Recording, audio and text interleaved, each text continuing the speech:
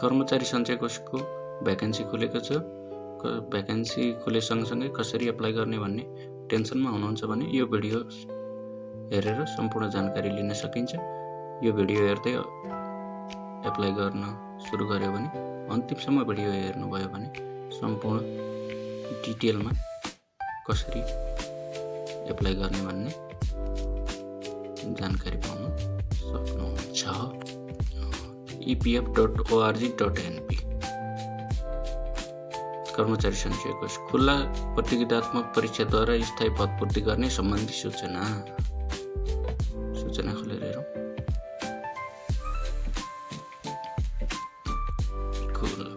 खुल्ला प्रतियोगितात्मक परीक्षाद्वारा स्थायी पदपूर्ति गर्ने सम्बन्धी सूचना प्रकाशित मिति 2081 12 महिना 8 गते। सम्बन्धी सूचना गोरखापत्रमा प्रकाशित मिति 2081 12 महिना 8 गते। यस कोषको रिक्त रहेको निम्न पदहरू लोकसेवा आयोगको सहमति अनुसार खुल्ला प्रतियोगिताद्वारा स्थायी पूर्ति गर्नुपर्ने भएकोले योग्य नेपाली नागरिकहरूबाट मिति 2081 12 महिना 8 गते देखि दरखास्त आह्वान गरिएको छ। तोकिएको योग्यता पुगेका इच्छुक आवेदकले सूचनामा तोकिए बमोजिम प्रक्रिया पूरा गरी कोषको अनलाइन दरखास्त प्रणाली https://vacancy.epf.org.np मार्फत आवेदन दिनुपर्नेछ। झुट्टा विवरण उल्लेख गरी अनलाइन फारम भरेमा सोको जवाबदेही उम्मेदवार स्वयं हुनुपर्नेछ। म्यादभित्र देखिला नभएको र रिट नपुगी परिएको दरखास्त उप कुनै कारबाही हुने छैन। खुल्ला प्रतियोगिताद्वारा पूर्ति गरिने विज्ञापन नम्बर र पद विवरण 8औं, 7औं, 6औं, 5औं तह प्रमुख सहायक प्रशासन खुल्ला 12 जना, महिला 3 जना, आदिवासी जनजाति 3, मधेसी 2, दलित 1, पिछडिएको वर्ग 1। प्रत्येक विज्ञापन पदका लागि दरखास्त दस्तुर रु 600, थप प्रत्येक समावेशी समूहका लागि थप दस्तुर रु 300।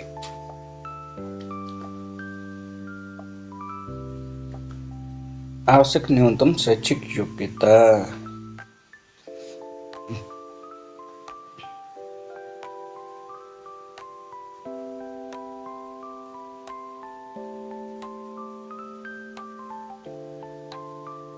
5औं तह प्रमुख सहायक पदका लागि मान्यता प्राप्त शिक्षण संस्थाबाट व्यवस्थापन संकाय स्नातक वा मानविकी संकाय अन्तर्गत अर्थशास्त्र विषयमा स्नातक वा सोसरह उपाधि प्राप्त गरेको। मान्यता प्राप्त शिक्षण संस्थाबाट व्यवस्थापन संकायमा स्नातक वा मानविकी संकाय अन्तर्गत अर्थशास्त्र विषयमा स्नातक वा सोसरह उत्तीर्ण गरेको। तह 5औं प्रशासनको लागि मानविकी संकाय अन्तर्गत अर्थशास्त्र अनिवार्य गर्यो।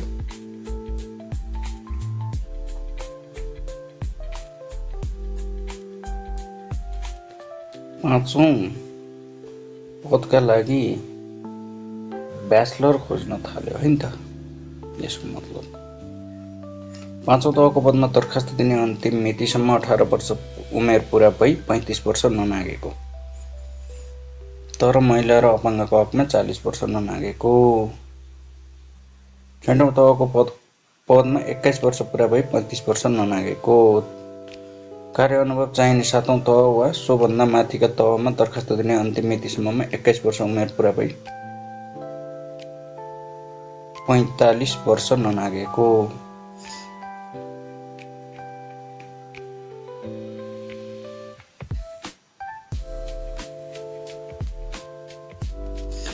परीक्षण काल कर्मचारी सञ्चय कोष कर्मचारी सेवा शब्द विनियमावली 2078।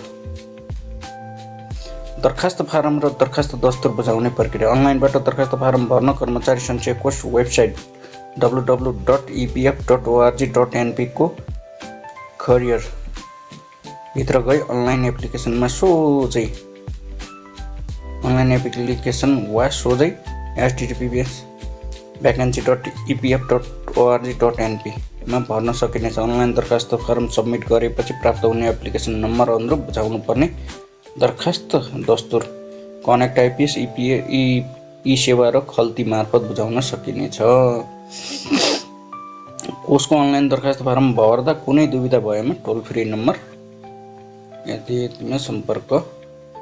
कोषको इमेल career@epf.org.np।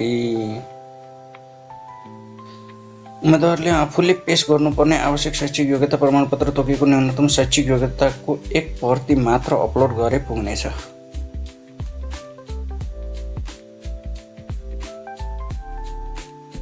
न्यूनतम योग्यताको भनेको ब्याचलर्स, अब 5औं तह हो भने ब्याचलरको मात्र अपलोड गरे पुग्यो। ब्याचलर इकोनोमिक्स अथवा म्यानेजमेन्टको लागि मात्रै। सेवारत कर्मचारीहरूले आफूले सेवारत निकाय संस्थाको विभागीय स्वीकृति पेश गर्नुपर्नेछ।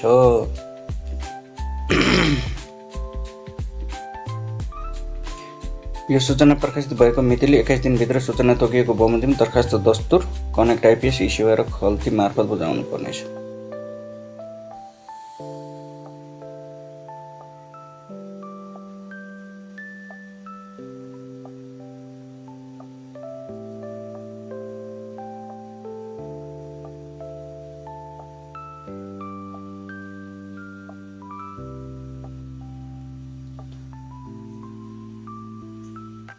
यहाँ गएर करियरमा गएर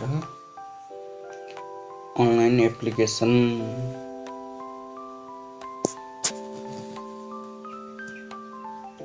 यहाँ पनि रहेछ ल, यसले चाहिँ चाहिएन।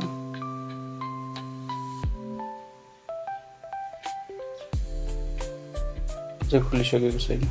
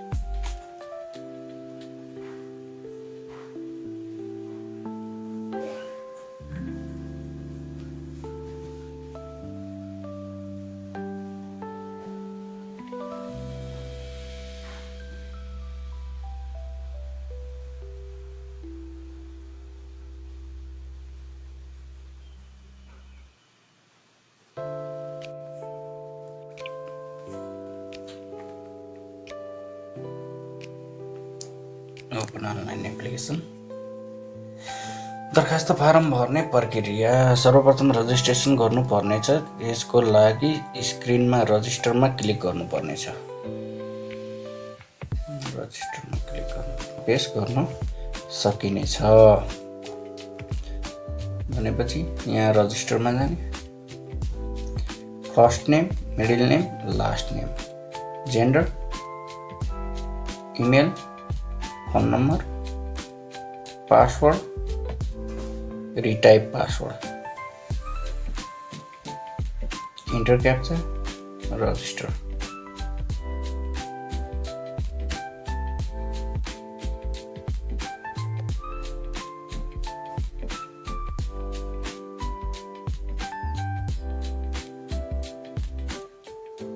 ओटिपी भेरिफाई भइसकेको छ। ओटिपी भेरिफाई भइसकेपछि आवेदन दिने प्रक्रिया। ड्यासबोर्डमा क्लिक गरी हाल उपलब्ध रहेको विज्ञापनहरूको विवरण हेर्न सक्नुहुनेछ।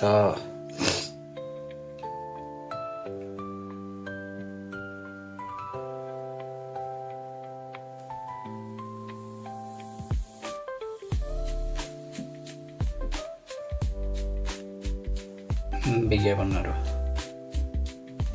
मान्यता प्राप्त शिक्षण संस्थाबाट व्यवस्थापन संकाय स्नातकोत्तर 8औं 7औं चार्टर्ड अकाउन्टेन्ट 7औं उपप्राध्यापक 6औं प्रबन्धक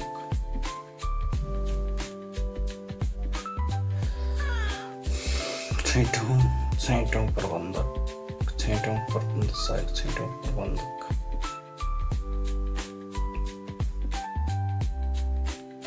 5औं प्रमुख सहायक खुल्ला पाँचौं प्रमुख सहायक मान्यता प्राप्त शिक्षण संस्थाबाट व्यवस्थापन संकाय स्नातक वा मानविकी संकाय अन्तर्गत अर्थशास्त्र विषयमा स्नातक वा स्रोत उपाधि प्राप्त गरेको। प्रशासन खुल्ला 12 संख्या 2081 12 महिना 8 गते। एप्लाई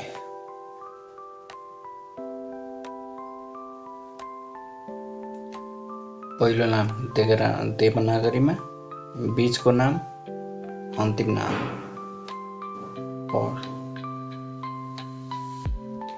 पहिलो नाम, बीचको नाम, अन्तिम नाम। First name, middle name, last name.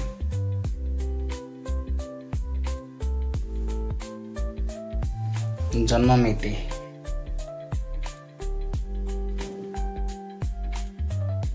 लिङ्ग, नागरिकता नम्बर, जिल्ला चुज गर्ने, नागरिकता जारी भएको मिति चुज गर्ने, आमाको पहिलो नाम, आमाको बीचको नाम, आमाको अन्तिम नाम, बाबुको पहिलो नाम, बाबुको बीचको नाम, बाबुको अन्तिम, बाजेको, कोषको स्थायी कर्मचारी हो या होइन? होइन। नेक्स्ट।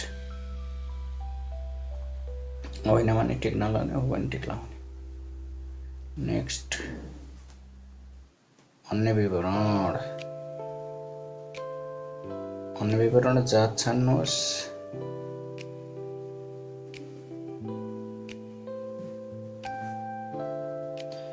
अन्य जात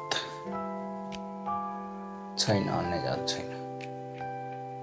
जस्तै जनजाति छान्यो भने अन्य जात। जनजातिमा कुन जात हो? मगर हो भने मगर, गुरुङ हो भने गुरुङ।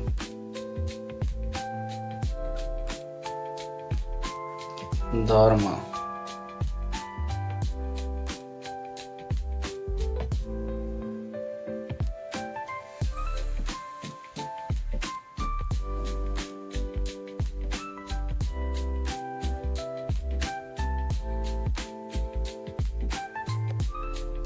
क्षेत्री।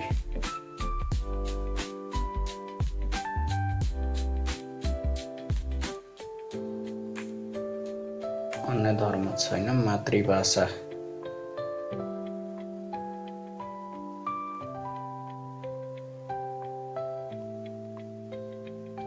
नेपाली। इम्प्लोइड, अनइम्प्लोइड, अन्य रोजगारी छैन। वैवाहिक, विवाहित हो भने विवाहित, नभए विवाहित। पत्नीको नाम, पति पत्नीको नाम विवाहित, पति पत्नीको नाम थर।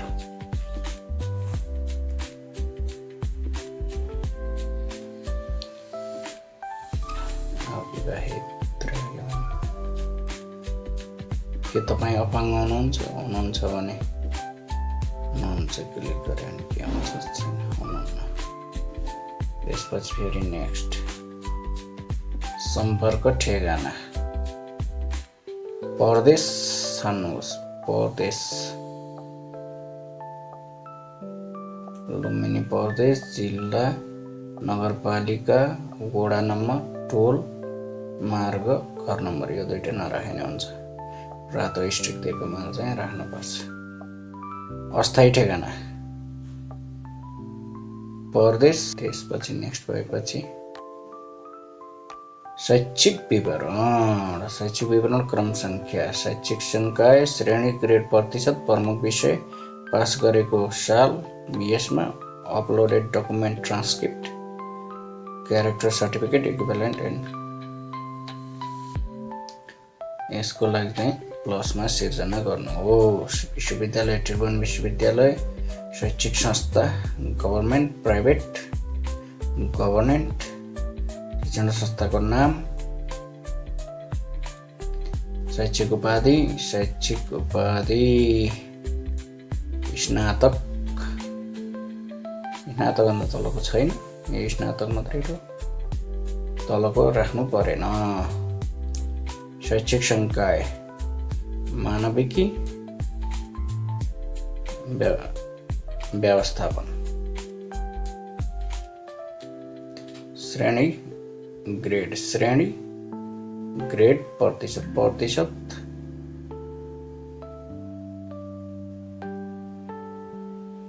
शैक्षिक योग्यताको उपाधिको विवरण।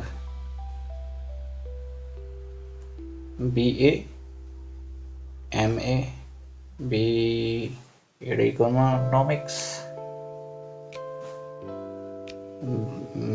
BBS मूल विषय इकोनोमिक्स हुनै पर्यो या त व्यवस्थापन भयो, एकाउन्ट भइहाल्यो, एकाउन्ट मार्केटिङ।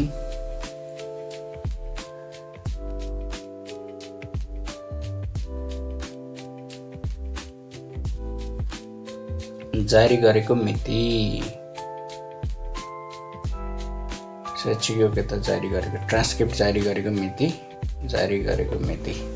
ट्रान्सक्रिप्ट अपलोड गर्ने, ट्याग ट्रान्सक्रिप्ट लोड गर्ने, मिडिया लोड गर्ने, अपलोड गर्ने। चारित्रिक प्रमाणपत्र, character certificate, JPG, PNG, PDF 1 MB भन्दा कम, 1 MB भन्दा बढीको चाहिँ एक्सेप्ट गर्दैन। इक्विभ्यालेन्ट डकुमेन्ट, यदि वैदेशिक विश्वविद्यालयहरूबाट गरेको हो भने इक्विभ्यालेन्टको TU इक्विभ्यालेन्ट पनि राख्नु पर्यो।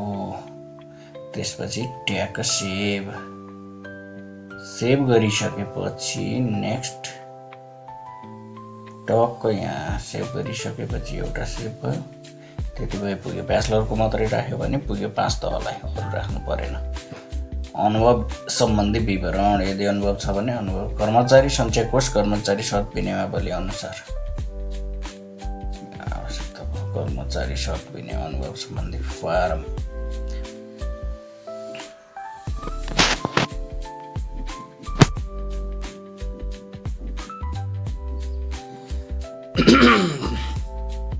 तालिम सम्बन्धी विवरण सिर्जना गर्नुहोस्। तालिम प्रदायकको नाम,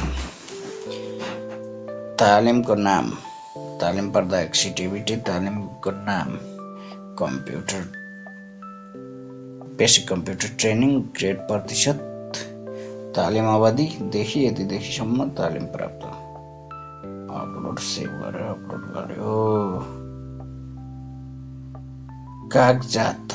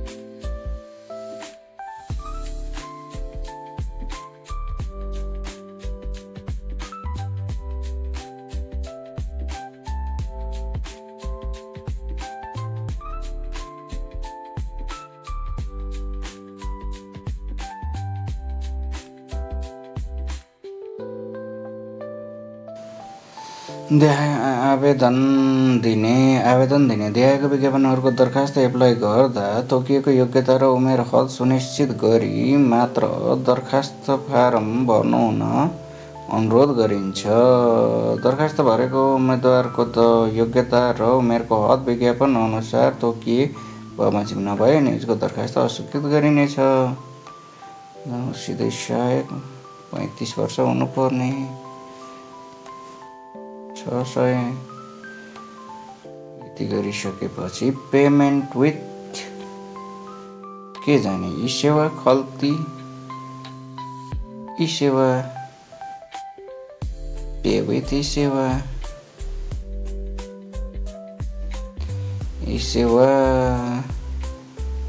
ई-सेवा आइडी पासवर्ड यति गरेर पे गरेपछि सकिन्छ।